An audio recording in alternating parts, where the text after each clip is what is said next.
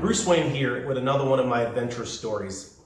So after about 2 years, my mom had she's been saving for many years and planning for many years, and she finally was able to provide some support. So she got together with a number of her sisters and friends, and they hatched a plan to get us out of Rock Hall. Because while Rock Hall didn't seem very dangerous to us, we were certainly falling behind in school. There were real dangers that were there. The people up at Rock Hall, especially the adults, they were getting to a place where I think at some point we might get hurt by one of those adults that were there just because we were sort of a little bit of unruly kids, etc. And so the plan was to divide the kids up among a series of family members and friends. And so my oldest brother Colin and Michael, who is next in line with me, went to live with a family friend.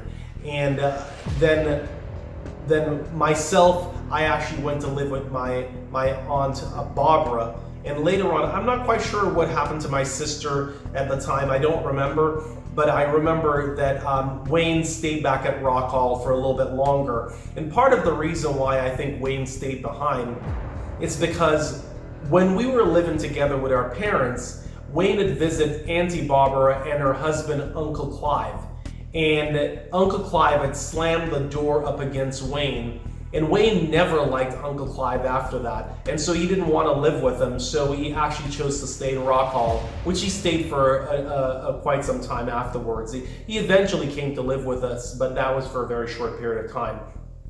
Anyway, back to the actual event that transpired. So I went to live with my Aunt Barbara, and her husband was Uncle Clive, and their adopted daughter Shakira.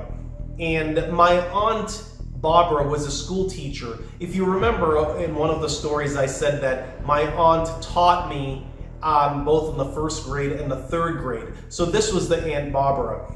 And so living with her, one of the things that was very helpful was that she was there to correct my grammar and to help me to make up for that lost time of that year and a half of missing school, and that it was clearly a deficit.